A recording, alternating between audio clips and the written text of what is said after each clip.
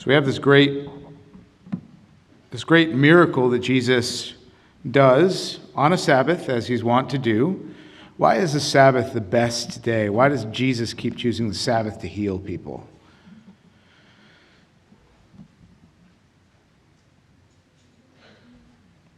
Maybe it's too long an answer for you guys to just shout it out.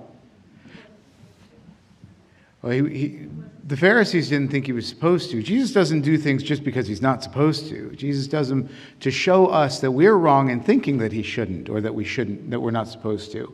Jesus heals on the Sabbath because it is the best day to show mercy.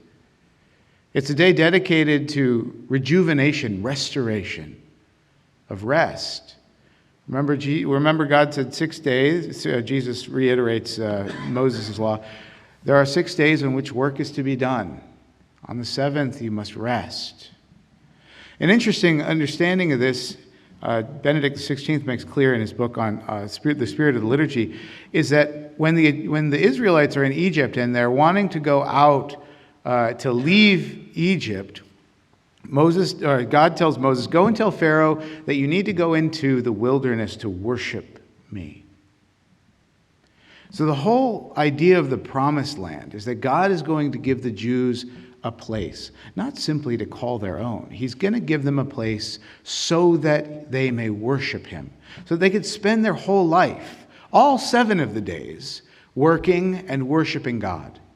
But that there's a unique peculiarity to the seventh day, and after the resurrection we call the 8th day, that on that day we are peers with God. That we're free from the burden of work, and that like God, we rest from our labors. And we spend that time in communion with him as his peer, as a friend. Now, we're not friends of God by virtue of our own goodness. We're peers of God because he has made us such. He's condescended to want to be our friends, and in his condescension to make us his friends, he elevates us to be made worthy to be called his friends. But that's not the normal condition of humanity. The normal condition of humanity is to be a servant of God, a slave of God, one who has to work to worship, to give to the God what is his due. In this scene here where Jesus heals a man born blind and gives him sight, he's showing us the condition of all of humanity. This blind man in this story, it's not a parable, it's an actual account of one of Jesus' healings. This man is born blind. The Pharisees say, "You were born totally in sin." This isn't like the guy had sight, knew stuff, like could see things and wander around and live in the world. No, he was born blind and never could see the world. Never could see the way things were. Never could understand it correctly. And in bumbling around the world blind, probably regularly hurt himself. This is the condition in which God finds humanity after the fall. Each one of us, like this man, were born blind, born totally in sin. Not being able to know from the very beginning the difference between the truths the world put out there, that society puts out there, the norms of human depravity, and understand rather the mind of God. It eluded us. But in order to restore to this man the sight that he never had but was supposed to have, what does Jesus do? What does Jesus do to heal him? He makes clay. From what does God make Adam in the beginning? Clay.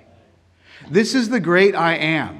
This is God, the second person of the Holy Trinity, incarnate, condescending to come down to us to make once again for us, or to make once again out of clay, a rejuvenated, a restored humanity.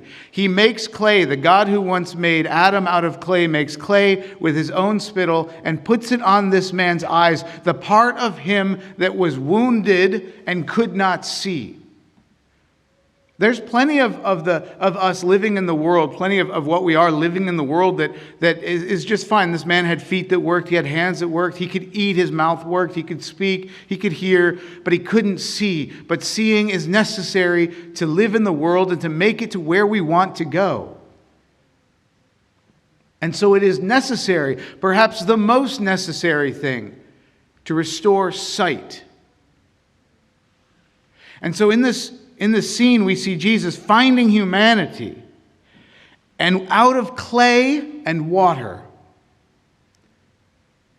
restores this man to sight to do two things: restore him and to illuminate him.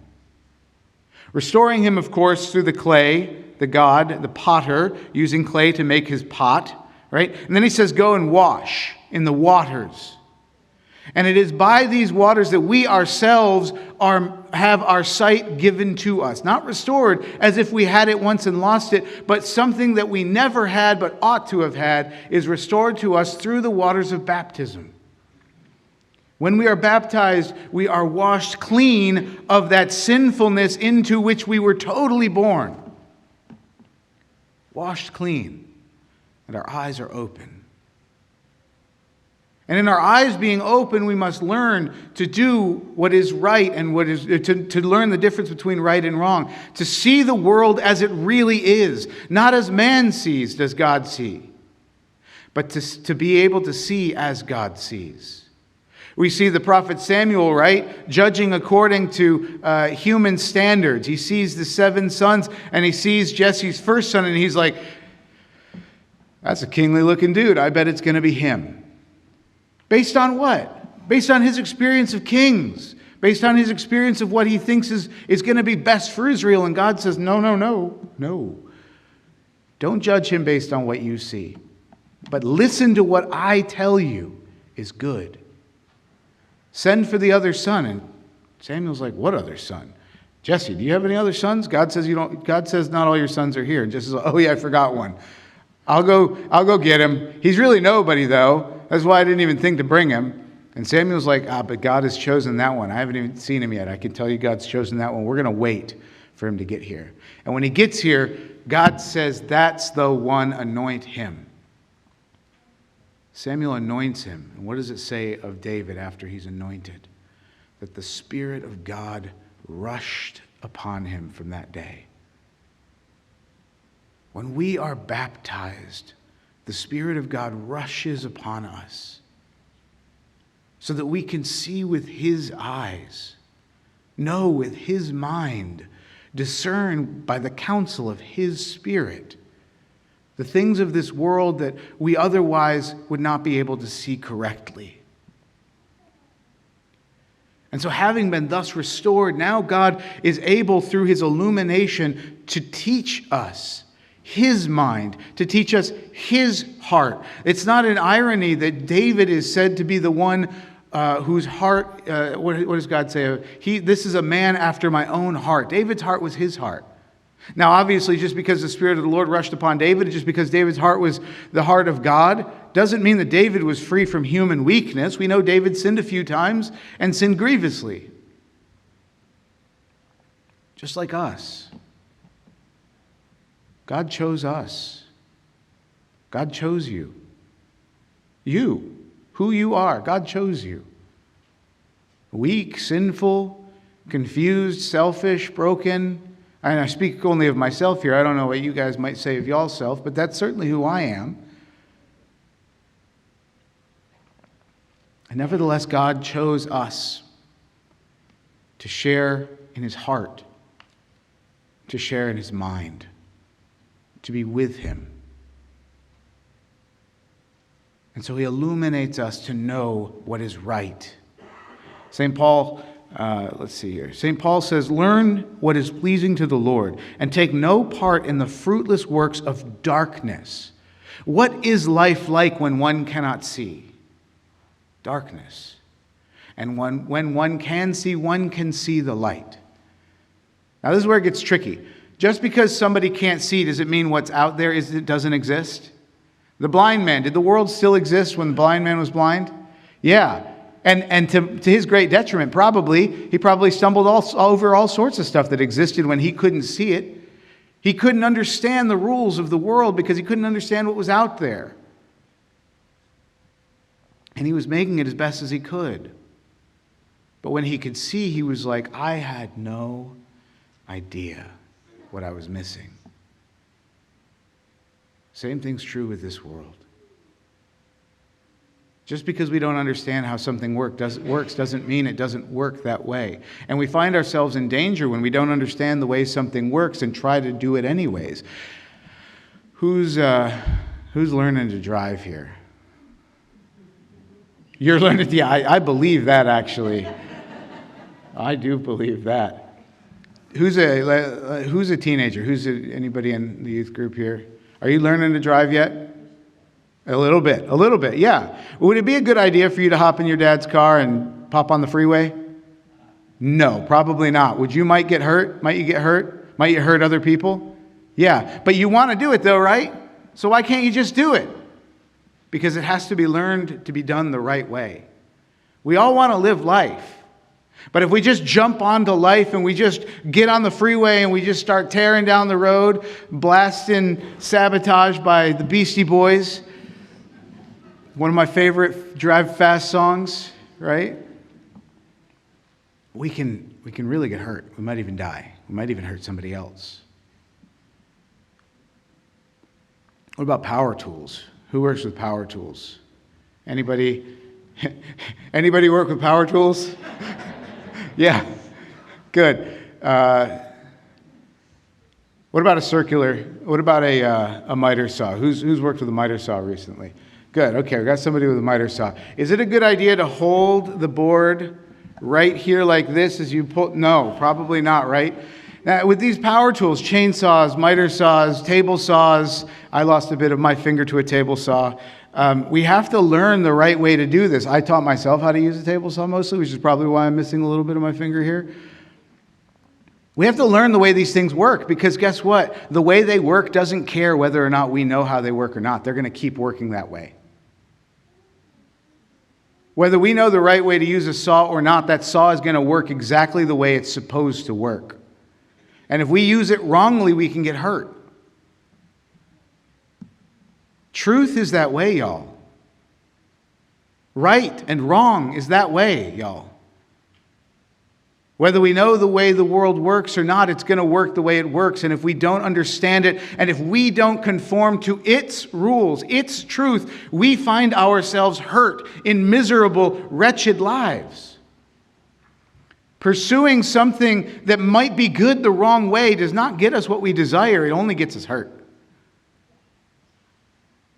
And so what we see Jesus doing here is when he restores this man to sight, he recreates him, and again into the image and likeness of God, recreates him like himself, but then gives him the eyes to see and understand. We are given the eyes to see and understand, the eyes of faith through baptism, to understand truly what is right and wrong, regardless of what the world tells us.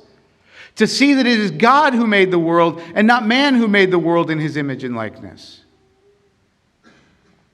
Just look at the madness in the world right now of people trying to make the world in their own image and likeness.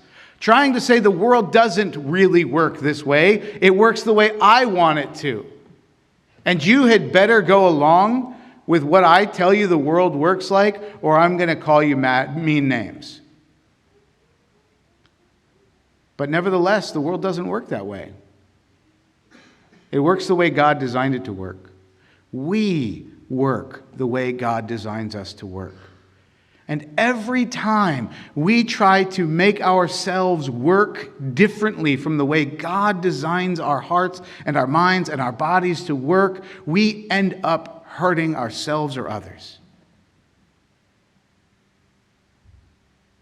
We're all pursuing happiness. We're all pursuing life. But so many times, people who try to do it their way pursue it in such a way that far from obtaining happiness and life, they only obtain misery and confusion and darkness.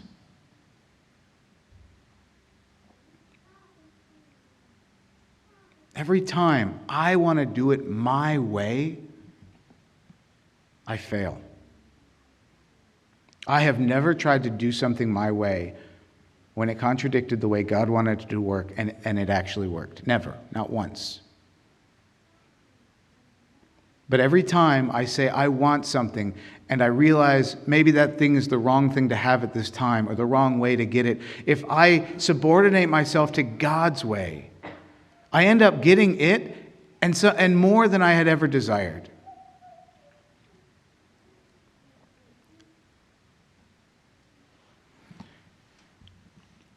St. Paul urges us not to return to the darkness, to live life according to God's plan. And sometimes it doesn't seem like the way God made us is going to make us happy. There are a lot of people out there who struggle to be themselves. Some people out there even think that God made a mistake in how he made them. But he didn't. He didn't make a mistake. You're exactly who God loves. You are exactly who God likes. You're exactly who God wants to be around. Your company is desirable to God Almighty. And he wants you to be with him.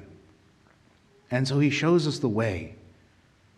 He shows us the truth and the life. And says, if you just follow my way, you'll obtain these things and more. And I know this. Like, I really, really, really know this, and yet I still sin. So many times I go back to the darkness because I want what I want now, or I want it the way I want it, or I want it for the reasons I want it. And God says, these are the wrong reasons. Just trust me. Follow me. And I say, yeah, I think I'm going to do it this way. And he says, okay, go ahead and do it that way. And I do it that way, and I'm miserable.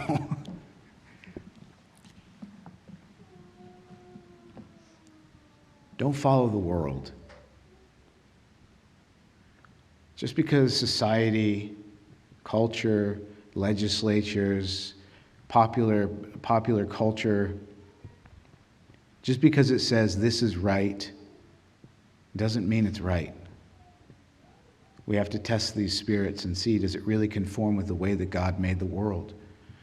Does it really conform with the way God made us?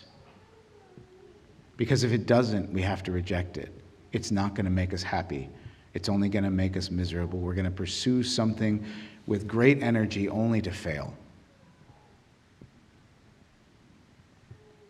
Husbands and wives, after they've been married for many years, can sometimes forget the goodness that is simple fidelity to the one they said yes to. And in a sense of entitlement for something they don't feel like they're getting from their spouse, they go and try to find it somewhere else. That never makes anybody happy.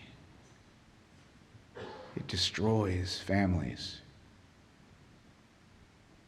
Some people feel like if they're a boy, they should be a girl, or if they're a girl, they should be a boy. And the world tells them, oh yeah, just switch. It's just a switch. Just boop, boop. Boy, girl, boy, girl, boy, girl. It doesn't work that way. You are who you are, and who you are is good. It's okay to be a little confused or uncomfortable in your own skin at times. It doesn't mean you're wrong. It doesn't mean you're bad. It doesn't mean you're broken.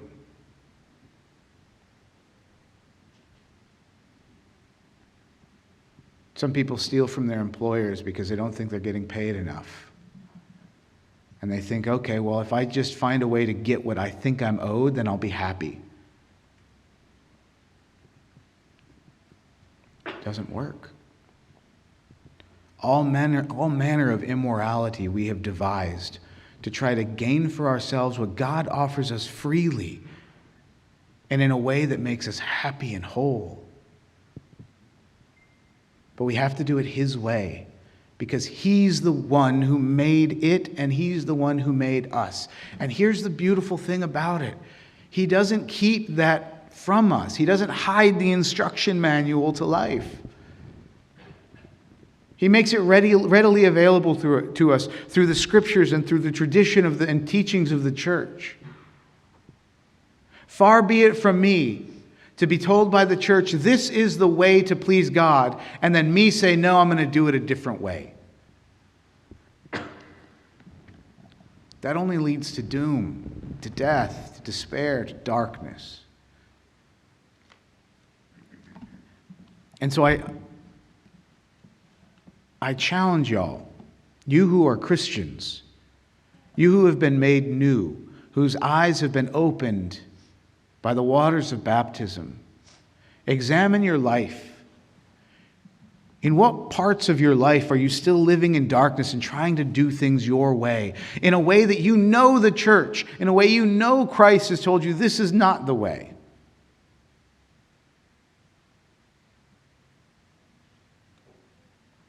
And are you really stable? Are you really happy? Or do you feel frustrated and like you have to just keep pushing harder and deeper into that wrong-headedness? But you don't have to. You can let the light of Christ shine into that dark place. What is brought into the light is clearly seen.